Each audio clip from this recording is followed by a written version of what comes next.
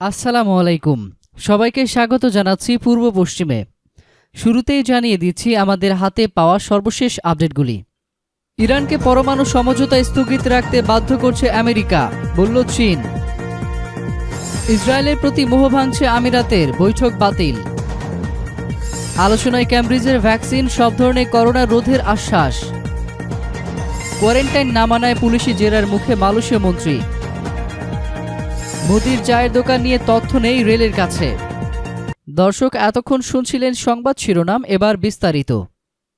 চীন বলেছে ইরানকে পরমাণু সমঝোতার কিছু ধারা বাস্তবায়নের কাজ স্থগিত রাখতে বাধ্য করার জন্য আমেরিকা সম্ভাব্য সবকিছুই করছে। ভিয়েনায় জাতিসংঘের দপ্তরগুলোতে নিযুক্ত চীনের স্থায়ী প্রতিনিধি মিখাইল উলিয়ানোভ আজ টুইটারে এক বার্তায় মন্তব্য করেন।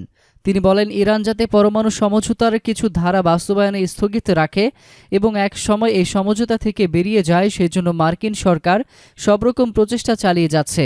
তিনি বলেন, এটি একটি বাস্তবতা এবং এর পক্ষে সব দলিল প্রমাণ প্রস্তুত রয়েছে। উলিয়ানোভ আর একটি টুইট বার্তায় ইরানের বিরুদ্ধে স্ন্যাপব্যাক মেকানিজম চালু করার প্রচেষ্টার জন্য আমেরিকার তীব্র নিন্দা জানিয়ে বলেন, এই মেকানিজম নিরাপত্তা পরিষদের ক্ষতি করবে। তিনি বলেন, জাতিসংঘের নিষেধাজ্ঞা অনেক সময় পুরোপুরি বাস্তবায়িত না হলেও এর গ্রহণযোগ্যতা নষ্ট হয়নি, কিন্তু স্ন্যাপব্যাক মেকানিজম জাতিসংঘের গ্রহণযোগ্যতাকে প্রশ্নবিদ্ধ করবে। স্ন্যাপব্যাক মেকানিজমে বলা হয়েছে, নিরাপত্তা পরিষদের যে কোনো একটি দেশ একটি উত্থান করলেই ইরানের বিরুদ্ধে সব নিষেধাজ্ঞা পুনর্বহাল হবে। বাকি 4 স্থায়ী সদস্য দেশ ভোটে ক্ষমতা প্রয়োগ করেও তা আটকাতে পারবে না। আমেরিকা ছাড়া অন্য স্থায়ী সদস্য দেশগুলো বলেছে, এই মেকানিজম চালু হলে নিরাপত্তা পরিষদে ভেটো ক্ষমতার গ্রহণযোগ্যতা নষ্ট হবে। বেশ ঢাকঢোল পিটিয়ে ইসরায়েলের সঙ্গে সম্পর্ক স্বাভাবিক করার ঘোষণা দিয়েছিল সংযুক্ত আরব আমিরাত।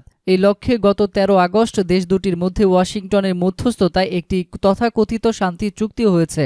তবে এই চুক্তির ঘোষণার 2 সপ্তাহেরও কম সময়ের মধ্যে ইসরায়েলের প্রতি মোহ ভাঙতে শুরু করেছে আমিরাতের। মার্কিন পৌরোহিত্যে হওয়া এই চুক্তি আরব দুনিয়া ও ইহুদি রাষ্ট্রের মধ্যে ফাটল জোড়াতে সক্ষম নয়, তা ফের একবার স্পষ্ট হয়ে গেল।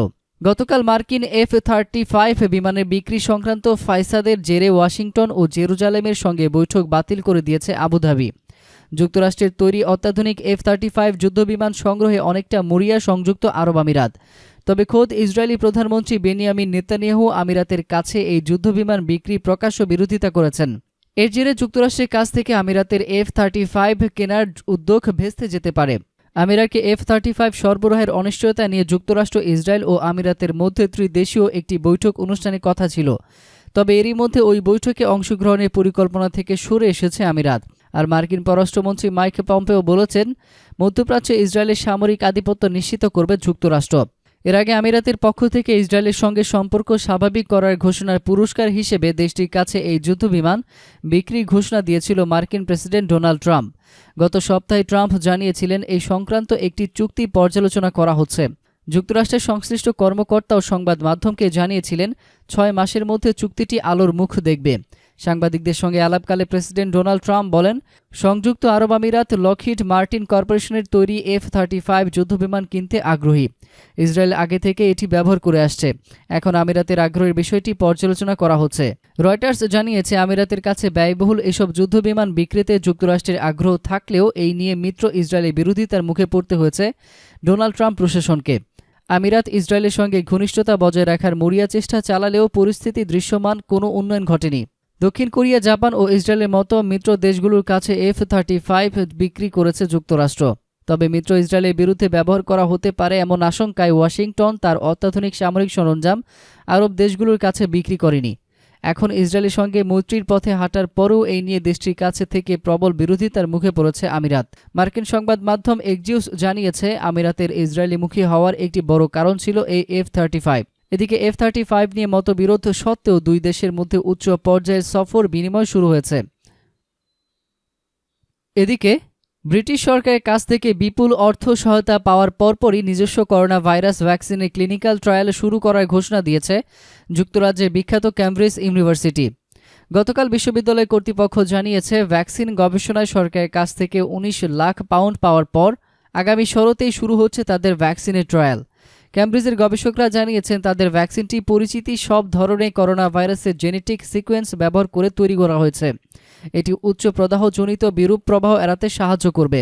ক্যামব্রিজ ইউনিভার্সিটির ল্যাবরেটরি অব ভাইরাল জুওনোটিক্স বিভাগের প্রধান জোনাথস হিনে বলেন, আমরা ভাইরাসের অত্যন্ত গুরুত্বপূর্ণ অংশ এর সুরক্ষা বর্মের ফাটল খুঁজেছি, যেন এটি ব্যবহার করে রোগ প্রতিরোধী ব্যবস্থাটিকে সঠিক পথে পরিচালিত করতে পারি। তিনি বলেন, আমরা মূলত এমন একটি ভ্যাকসিন তৈরি করতে চাচ্ছি যা শুধু SARS-CoV-2 থেকে নয়, বরং প্রাণী থেকে মানুষের মধ্যে ছড়ানোর মতো এই ধরনের অন্যান্য করোনা ভাইরাস থেকেও সুরক্ষা দেবে।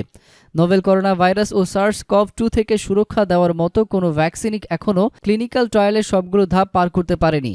এই মুহূর্তে বিশ্বব্যাপী প্রায় 30টির মতো ভ্যাকসিনের বিভিন্ন পর্যায়ে ট্রায়াল চলছে। অনেকের চেয়ে কিছুটা দেরিতে ট্রায়াল শুরু হলেও করোনা ভ্যাকসিন লড়াইয়ে নতুন আশা দেখাচ্ছে ক্যামব্রিজ ইউনিভার্সিটি। এই করোনা ভ্যাকসিনটি শীতল তাপমাত্রায় সংরক্ষণে প্রয়োজন হবে না, এমনকি প্রয়োগের জন্য 2 সিরিঞ্জেরও দরকার পড়বে না। ফলে বিশ্বজুড়ে ভ্যাকসিন বিতরণ যথেষ্ট সহজ ও দ্রুততর হবে। ক্যামব্রিজ কর্তৃপক্ষ জানিয়েছে তাদের ভ্যাকসিনটি মূলত ডিএনএ ভিত্তিক। এটি মানবদেহে করোনা প্রতিরোধী অ্যান্টিবডি উৎপাদনে সাহায্য করবে। অতীতে অন্যান্য জীবাণুর ক্ষেত্রে ট্রায়ালে এই ডিএনএ ভেক্টর পদ্ধতি নিরাপদ ও কার্যকর প্রমাণিত হয়েছে। অপরদিকে সম্প্রতি বিদেশ সফর শেষে দেশে ফেরার পর বাধ্যতামূলক 2 সপ্তাহের কোয়ারেন্টাইন নির্দেশনা না মানায় পুলিশি জেরের মুখে পড়তে চলেছেন মালয়েশিয়ার বৃক্ষরোপণ শিল্প ও পণ্যমন্ত্রী মোহাম্মদ খায়রুদ্দিন আমান রাজালি। আজ তাকে জিজ্ঞাসাবাদ করতে পারে স্থানীয় পুলিশ। আন্তর্জাতিক সংবাদ মাধ্যমগুলো জানিয়েছে, গত 7 জুলাই তুরস্কে ব্যবসায়িক সফর শেষে মালয়েশিয়ায় ফেরেন মন্ত্রী খায়রুদ্দিন আমান। তবে ফেরার পর কোয়ারেন্টাইন নির্দেশনা ভঙ্গ করায় 1000 রিঙ্গিত জরিমানা করা হয়েছে তাকে। এই নিয়ে ব্যাপক ক্ষোভ সৃষ্টি হয়েছে মালয়েশিয়ানদের মধ্যে। খায়রুদ্দিন আমান শুধু কোয়ারেন্টাইন নির্দেশনা ভঙ্গ করেছেন তাই শুধু নয়, মালয়েশিয়ায় সাধারণ মানুষজনের যখন বিদেশ সফর বন্ধ তখন মন্ত্রী কিভাবে বিদেশে গেলেন তা নিয়েও তীব্র প্রতিক্রিয়া সৃষ্টি হয়েছে তাদের মধ্যে। মন্ত্রী বলে তাকে খুবই সামান্য জরিমানা করে ছেড়ে দেওয়া হয়েছে বলেও অভিযোগ উঠেছে দেশটিতে। গত জুলাই মালয়েশিয়ায় ভারত ফেরত এক ব্যক্তি কোয়ারেন্টাইন না মানায় তাকে 5 মাসের জেল ও 12,000 রিঙ্গিত জরিমানা করা হয়।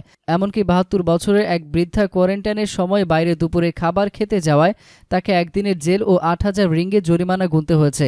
সামাজিক যোগাযোগ মাধ্যমে অনেকেই মালয়েশীয় পণ্যমন্ত্রী ছাড় পাওয়ার অভিযোগ তুলে তীব্র প্রতিবাদ জানিয়েছেন। এক্ষেত্রে কোয়ারেন্টাইন নির্দেশনা ভঙ্গের অভিযোগ ওঠায় নিউজিল্যান্ডের স্বাস্থ্যমন্ত্রী, আয়ারল্যান্ডের কৃষিমন্ত্রী, ঘানার বাণিজ্য ও শিল্প মন্ত্রণালয়ের উপমন্ত্রী পদত্যাগের বিষয়টিও উল্লেখ করেছেন কেউ কেউ। অপরদিকে গুজরাটের এই রেল স্টেশনে বাবার চায়ের দোকানে মোদি কাজ করতেন বলে তিনি নিজে এবং তার দল বহুবার বলেছে, কিন্তু সেই ব্যাপারে কোনো তথ্য ভারতীয় রেলের কাছে নেই বলে তারা জানিয়েছে। তথ্যের অধিকার আইন অনুযায়ী রেলের কাছে জানতে চাওয়া হয়েছিল যে মোদির বাবা দামোদর দাসকে ওয়ান্ডারনগর রেল স্টেশনে চায়ের দোকানের লাইসেন্স কবে দেওয়া হয়েছিল এবং সেই সংক্রান্ত কোনো নথি পাওয়া যাবে কিনা। ভারতের আইন সংক্রান্ত সংবাদ দেয় এমন একটি নির্ভরযোগ্য ওয়েবসাইট লাইভলো জানিয়েছে, হরিয়ানার এক আইনজীবীর পবন পারিখের এই আবেদনের উত্তরে সম্প্রতি কেন্দ্রীয় তথ্য কমিশন বলেছে অনেক পুরনো ঘটনা এটি এবং রেলের আহমেদবাগ বিভাগের কাছে এই সংক্রান্ত কোনো তথ্য নেই। এই প্রথম নয়, এর আগেও রেল জানিয়েছিল যে স্টেশন চত্বর ও ট্রেনে উঠে চা বিক্রি করার জন্য নরেন্দ্র মোদী কোনো লাইসেন্স তাকে দেওয়া হয়েছিল কিনা তা নিয়েও কোনো তথ্য নেই রেলের কাছে। কংগ্রেস সমর্থক ও সমাজকর্মী তেহসিন পুনাওয়ালাও এই তথ্য অধিকার আইনে প্রশ্ন করেছিলেন, প্রধানমন্ত্রী বাবার কি কোনো চায়ের দোকানই ছিল না? প্রধানমন্ত্রী পারিবারিক বন্ধু এবং গুজরাটের প্রবীণ সাংবাদিক সতীশ মুরির কথায় রেলের কাছে এই তথ্য না থাকাই স্বাভাবিক, কারণ ওয়ান্ডারনগর গ্রামের স্টেশনে ওরকম কোনো দোকানই ছিল না। যে দোকানটি তার বাবা চালাতেন সেটি একটি চায়ের ঠেলাগাড়ি এবং সেটাও থাকতো স্টেশনের বাইরে। পরে অবস্থার কিছুটা উন্নতি হলে স্টেশনের কাছেই রাস্তার উপরে একটি ছোট দোকান করেন মোদির বাবা, জানিয়েছিলেন মুরি। প্রিয় দর্শক, এতক্ষণ আমাদের সঙ্গে থাকার জন্য আপনাদের সবাইকে ধন্যবাদ।